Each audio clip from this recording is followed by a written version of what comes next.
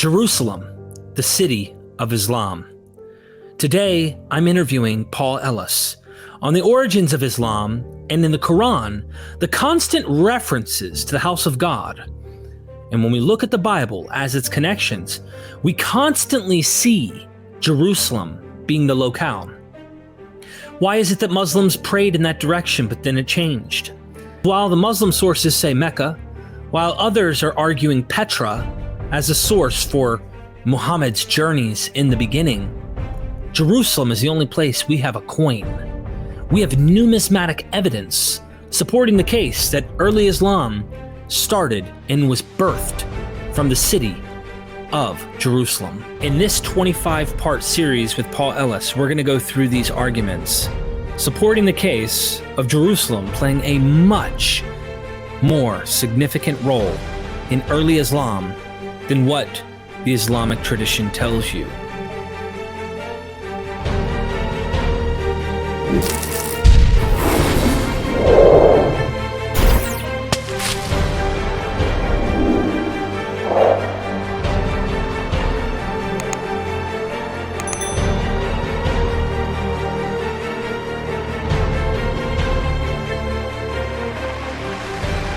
Muhammad's Palestine campaign.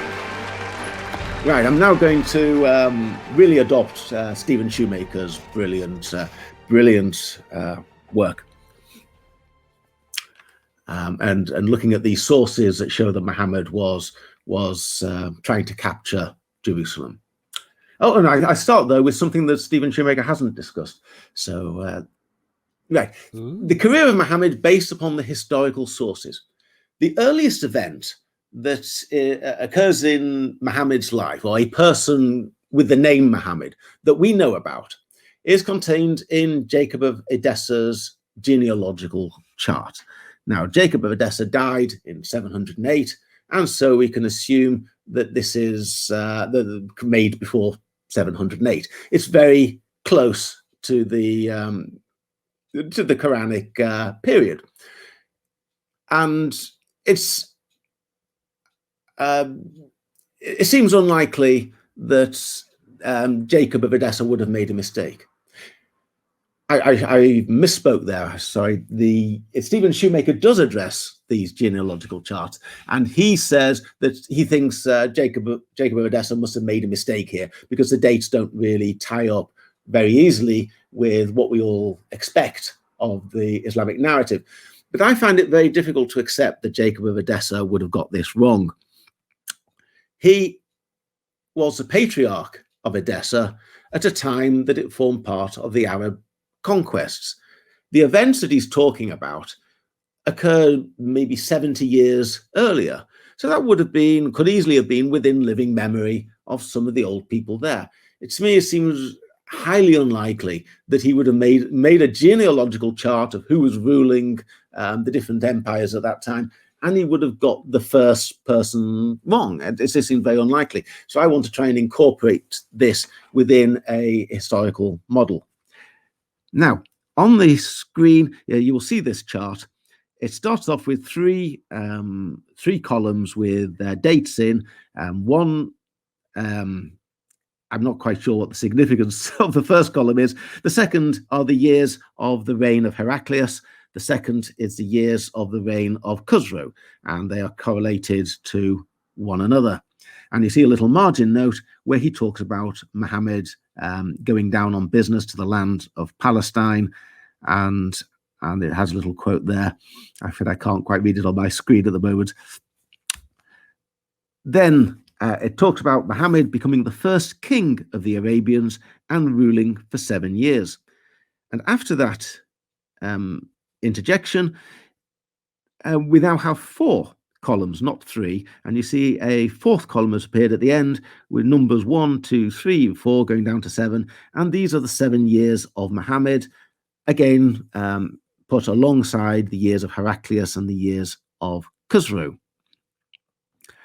And this comes to an end with number 2 of the Arabs, Abu Bakr, who reigns for 2 years. So when one puts this against, because we know the years of Heraclius and we know the years of Khusro, so we can now work out what the years are. The Muhammad, it would seem, became the first king of the Arabians in the period between 621 and 622, since that is the 11th year of the reign of Heraclius, and that his reign comes to an end between 627 and 628. That was when the reign of Abu Bakr begins. Now, this doesn't immediately fit with Stephen Shoemaker's thesis that Muhammad is campaigning in Palestine in the 630s, because it would look from here as though his reign has come to an end. He's been succeeded by Abu Bakr, and that's it. So it doesn't fit with a 630s campaign. My way of squaring this circle is to say that I think that Jacob of Edessa is accurate, and I think that his reign came to an end of the Arabians, the Taye, in 627, 628, at the point when Heraclius has been victorious in the war, in the Great War with Sasanians, and I think that the Arabs have come to a consensus that they want to invade Persia, and they don't want to invade the territory of the Byzantines, since they've been successful. If you're on the edge of a great war and you're looking for a bit of plunder, it makes a lot more sense to invade the side that lost, not the side that won. So I think that Muhammad, his reign came to an end. We don't know if it was an amicable, or if it was if Abu Bakr, or they just decided to split their forces, or if it was usurped. We can't really tell. But I would say that the historical evidence is that Muhammad had an early period ruling for 7 years somewhere in northern Mesopotamia, and that after that he then enters into a little bit of a wilderness period of his own. Okay, the next source that we have is the history of Sebius. This is being written in Armenia, and I'm sure your website or your podcast has had this many times before. So these words will be very familiar to anyone exploring this topic. He talks about 12 tribes of the Jews having gathered at the city of Edessa, and then as Heraclius becomes victorious in the Byzantine-Sasanian War, he surrounds Edessa, and he forces the Jews to leave. So taking the desert road, they went to Tashkastan, to the sons of Ishmael, and summoned them to their aid and informed them of their blood relationship through the testament of Scripture. And says that the Ishmaelites weren't initially persuaded by this, but at that time a certain man from among the sons of Ishmael, whose name was Mahmed, a merchant, as if by God's command, appeared to them as a preacher and the path of truth. He taught them to recognize the God of Abraham, especially because he was learned and informed in the history of Moses. So he then forms an alliance between the Ishmaelites and the Israelites, the sons of Israel and the sons of Ishmael, and they all gather in union, and he uses this phrase from Erelah as far as Sur, which is opposite Egypt, and that is a phrase that is borrowed from the book of Genesis to describe the land of the Ishmaelites.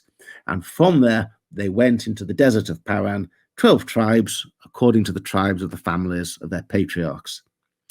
And then he divided them, 1,000 men into each tribe, to lead them into the land of Israel. So here we have a story of Jews being expelled from the Byzantine Empire, from Edessa, at the end of the Byzantine-Sasanian War.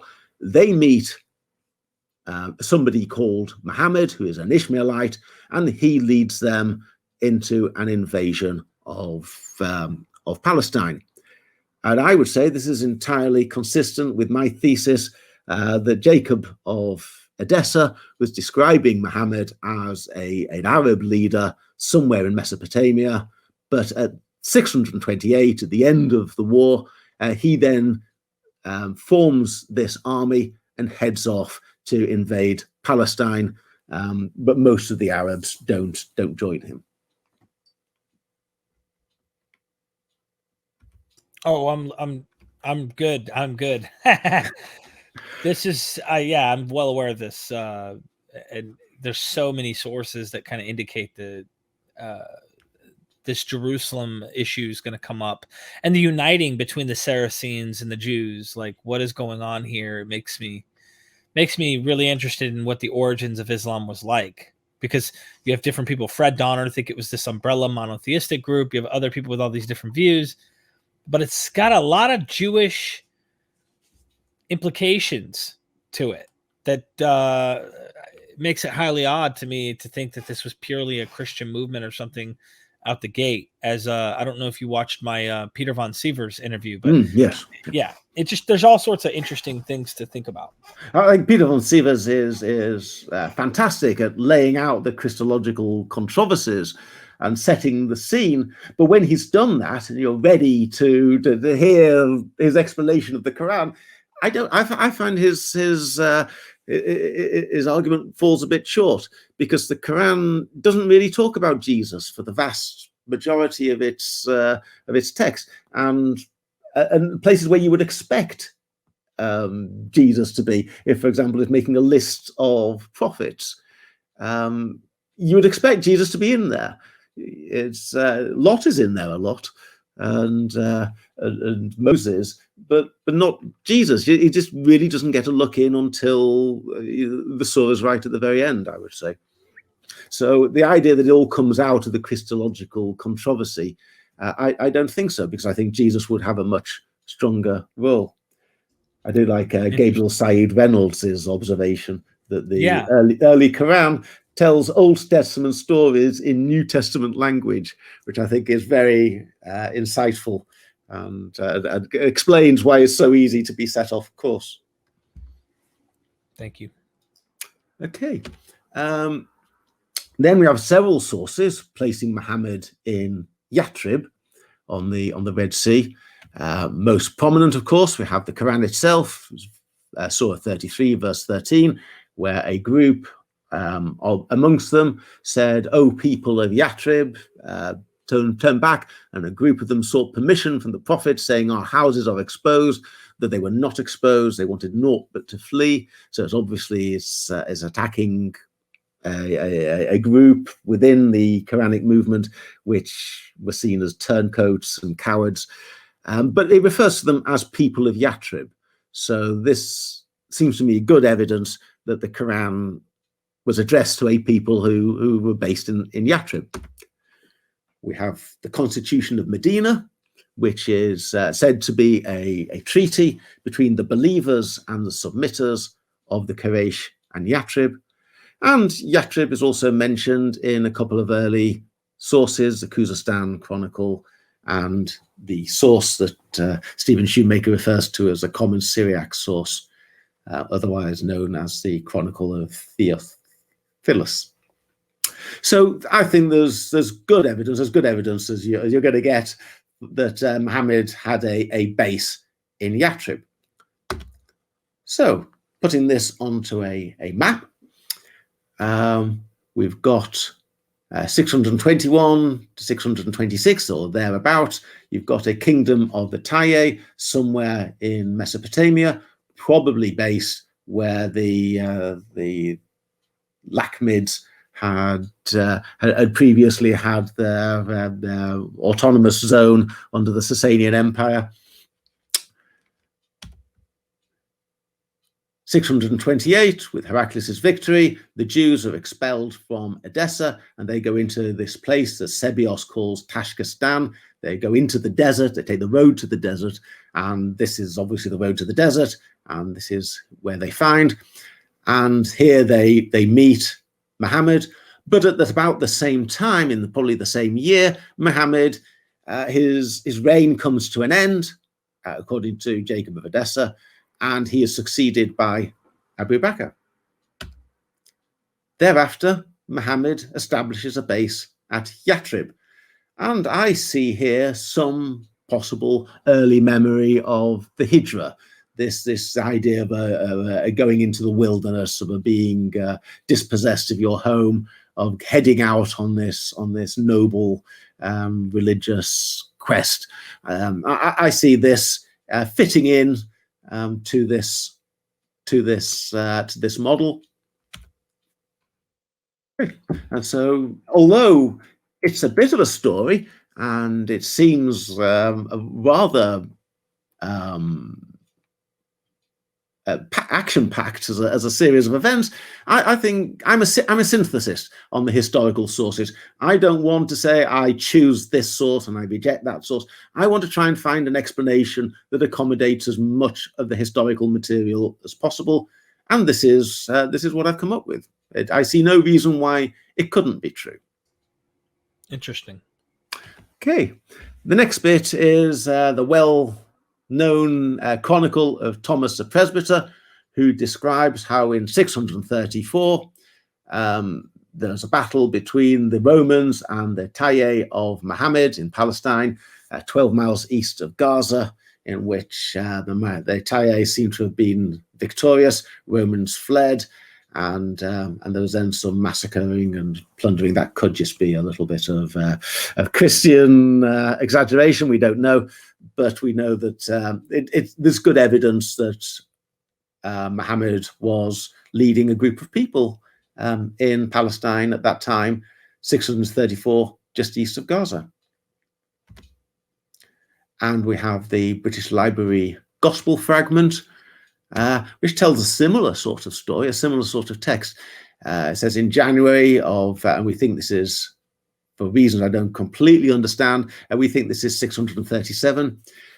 And in January, the people received assurances for their lives. Many villages were destroyed through the killing by the Arabs of Muhammad, or a missing word, by the something of Muhammad, and many people were killed and captives taken from Galilee to Bet. We don't know how that ends. I like to think Bethlehem, because Bethlehem features in the sermons of Sophronius as a place where the Quran author was probably active. And the third source is the Doctrina Jacobi, which doesn't actually name Muhammad, but describes a prophet. It describes somebody being killed. A commander of the Byzantine army was killed by the Saracens. The Jews are all very happy with that. And the writer asks somebody, "What can you tell me about the prophet who has appeared with the Saracens?" And he replied, his respondent replied, groaning deeply, "He is false, for the prophets do not come armed with a sword." Later on, so I, Abraham, inquired and heard from those who had met him that there was no truth to be found in this so-called prophet, only the shedding of the men's blood. He said he has the keys of paradise, which can't possibly be true. So I think that's fair enough to assume that this is Muhammad, and the Saracens concerned is the same army that was raiding Gaza in 634 and was up by Galilee in 637. So we've got evidence of Muhammad's Palestine campaign, and that's a very brief rattle through, but obviously I'd highly encourage everyone to buy Stephen Shoemaker's Death of a Prophet to get it in a lot more detail. Also, sticking with Stephen Shoemaker, we have another article that he wrote, an article that he wrote on the Church of the Katisma. Now, this is as you see, it's a ruin now, but back in the day, this was a major Christian church. It was used for Christmas Day Mass because it was believed to mark the spot where Jesus had been born, where Mary, in the proto-evangelium of James, never actually makes it to Bethlehem, and she stops on the way and she gives birth in an isolated place on the road to Bethlehem. She doesn't actually get to Bethlehem, and this church was built to mark the spot, and Christmas Day Mass was celebrated here. Later on, with the canonization of the four Gospels, Bethlehem becomes the official place where Jesus was born, and they have to find a new explanation for this church. And so they make it the site of the miracle of the palm tree, where a palm tree bows down and offers its dates to Mary, and that is apparently during the flight into Egypt, so sometime after the birth of Jesus. But as Stephen Shoemaker points out, that in Surah 19 of the Quran, these two elements are united as though they are part of the same story. Jesus is born, and instantly, as a newborn baby, he commands the tree to bend down and offer its fruit to Mary, and also offers a spring of water to appear at her feet. And Shoemaker argues, I think very, very persuasively, that these two traditions are only ever coexist in relation to this church and the historical accident that it was, first of all, the Church of the Nativity, and then became the Church of the Miracle of the Palm. And the Quran seems to combine these two.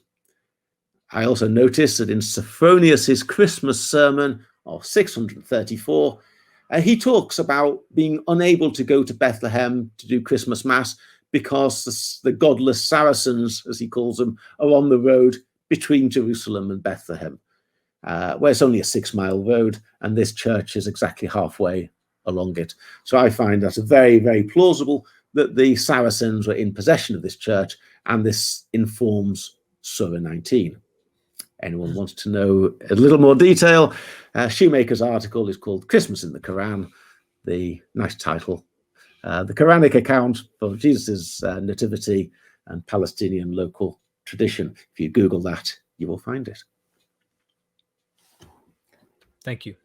So, one further piece of evidence putting Muhammad campaigning up outside Jerusalem.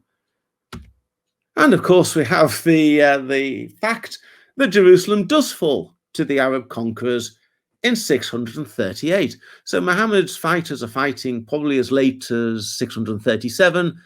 Muhammad seems to die, and then 638, Jerusalem falls to the Arabs. The Quran authors then write Surah 9, which talks about being in possession of the Masjid al-Haram, but this has no basmala because their prophet is dead, and they can't give that the seal of prophetic authority. And that would be my explanation. Muhammad's Palestine campaign. The Quran is traditionally believed to have been revealed between 610 and 632. Carbon dating has suggested that the earliest manuscripts were created no later than 645. It is suggested that the Quran's sacred place of prostration, the place that the Quran was exhorting its audience to capture, was nowhere other than the sacred place that the historical sources state that Muhammad was, in fact, trying to capture between 634 and 637, and the place that did fall to the Arabs in 638, namely Jerusalem. And I think, put like that, you really need to have a busload of faith to think that it's all about the Hijaz and somewhere in Arabia. There simply is not a shred of evidence for it. There is a mountain of evidence against it. And seen in this light, I've certainly persuaded myself. I hope to persuade your viewers too. Yeah, this is a very interesting point. I brought this up with Stephen J. Shoemaker and Robert Hoyland and others just to kind of throw out some sources and get their thoughts. And it is very interesting. The least I could say is very interesting. Thank you. In Death of a Prophet, in the Apocalypse of Empire, Shoemaker considers it, and as I say, he says it certainly can't be discounted as a possibility, and that's all he says, just one sentence. So his mind is thinking this. He can see the sources. Stephen Shoemaker is far more intelligent than I am. If I can see it, he can see it. He doesn't want to say it, but I would welcome anybody who could just find him and ask him to how he would characterize this at the moment, because it seems to me that the evidence that he has presented makes a case compelling.